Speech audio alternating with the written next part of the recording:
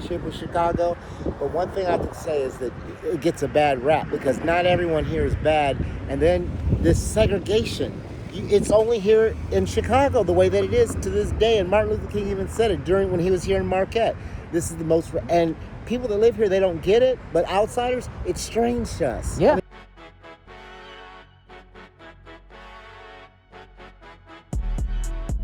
From Harold Washington to Harold's Chicken and everything in between and beyond, SoCHiology is the exploration of Chicago culture, history, legends, stories, and fiction through a myriad of discussions with Chicagoans themselves. What's up, everybody? It's Twiz Taylor back again with another episode of SoCHiology. This is another S.A.T edition, SoCHiology Awareness Tests. This week is the 103rd remembrance of the Chicago Race Riot, and it was one of the most darkest periods in Chicago history. But a lot of people don't know about it. A lot of people don't know when it happened. So I went to the streets of Bronzeville to ask a few residents if they knew about the Chicago Race Riot. This is what they had to say. All right, can you tell us your name and what part of Chicago you're from? Marquisha, I'm from the west side. You're from the west side? From the west side. What part out west? North Avenue. Okay, you a long way from North Avenue? Yeah. Okay, so do you know when the Chicago Race Riot was? When? No, I don't. You don't know when? Mm-mm. Okay. All right, sir, can you tell me your name and what part of Chicago you're from? My name is Billy Brown. I'm from the Bronzeville, Chicago. Bronzeville, Chicago, born and raised? Yes. Okay, perfect. So you know when the Chicago Race Riot was? Wow. No, I'm not familiar with that. Nah? No. Brandon, what part of the city are you from? I'm from the south side of Chicago. South side, where at? Right there on the 103rd. 103rd? Okay, Yeah. all right. Second question, Brandon. Do you know what year the Chicago Race Riot was? I'm going to say 1966. 1966. Okay, it was a riot around that time, but that's not the Chicago Race Riot. Sir, can you tell us your name and what part of Chicago you from? I'm Ronaldo Webb, and I'm the north side of Chicago. North side Chicago? Yeah. Okay, are you familiar with the Chicago Race Riot? Somewhat, yeah. Do you know what year it was? I can't recall, but I believe that, as you said, 1919. What year? 1919. 1919, correct. And do you know what day it started? If memory serves me correct, I know that it could be different, but they talked about Bloody Sunday. And I don't know if that's the same one, but it was on a Sunday. Am I correct? July 27th, 1919. Okay, well, I just recall that there's an event they call it Bloody Sunday, and that's why I was thinking it was. Correct.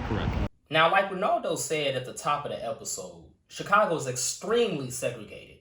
But it was never formed. It wasn't a law. It was one of those what's understood don't have to be explained type of situations. You know what I'm saying? Now, back in the day, we had the 26th and the 29th Street beaches. They don't exist anymore because the shoreline has changed. The closest you can get is the 31st Street beach. But nonetheless, the 26th Street beach, was the Black Chicagoans beach, and the 29th Street beach was the White Chicagoans beach. I talked about this briefly on episode 49 of SoCHiology, Chicago. When you get a chance, go listen to that episode. But the story is, on the 26th Street beach, you had Eugene Williams and his friends. They had made a raft, and they drifted a little too far to 29th Street for the White Chicagoans' liking, so they started throwing rocks at him. One of the rocks hit Eugene in the head. He drowned.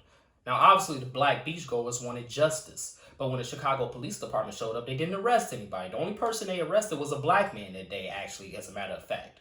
That's when all hell and chaos broke out. And that's why Ronaldo called it Bloody Sunday, because that's what it's known as. July 27th, 1919 was Bloody Sunday, because that's when pure chaos occurred. You had a lot of white gangs, particularly Irish gangs from Bridgeport. They called them athletic clubs, but make no mistake, these was gangs. The Hamburg Athletic Club was in the vanguard of the destruction. They invaded the Black Belt. They invaded Bronzeville. They burned down homes. They stoned black people in the streets. They stoned black people as they was coming home from work. They stoned black people just for the sake of stoning black people because they were so angry. And that's why you had so many black people in Bronzeville, in the Black Belt, banding together with guns, with anything they can arm themselves with, Molotov cocktails to defend their families, to defend their communities, to defend their neighbors, and to defend Bronzeville and the Black Belt.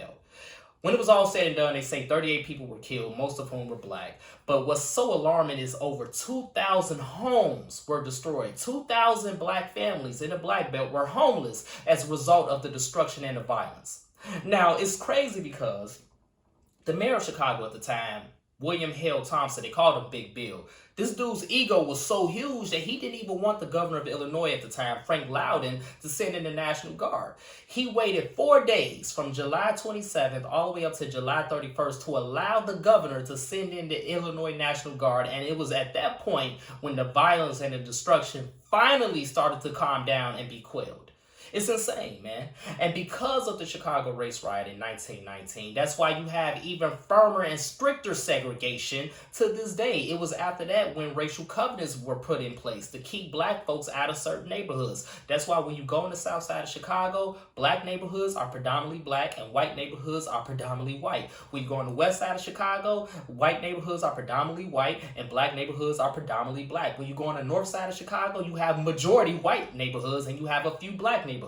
When you go to the suburbs, south or west, you have predominantly black suburbs and you have predominantly white suburbs. These were strengthened and heavily enforced as a result of the Chicago Race Riot. And what else do we have as a result of the Chicago Race Riot of 1919? Mayor William Hale Thompson, Big Bill Thompson, went on to be mayor again.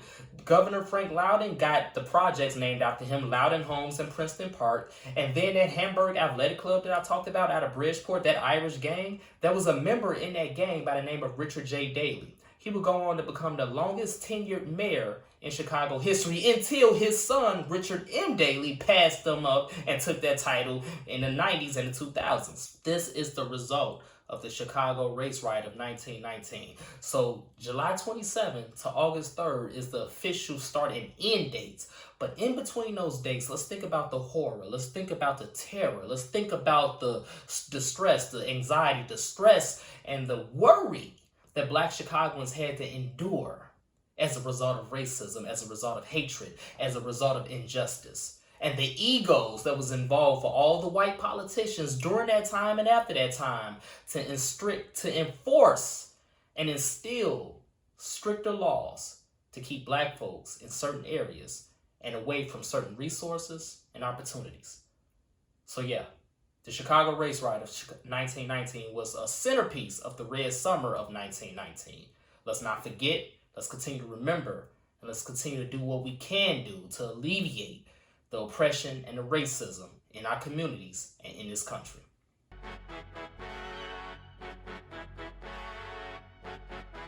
If you enjoyed this podcast, whatever platform you're listening to it on right now, whether it be Apple Podcasts, Spotify, YouTube, etc., leave a 5-star review and a comment. Let us know what you think.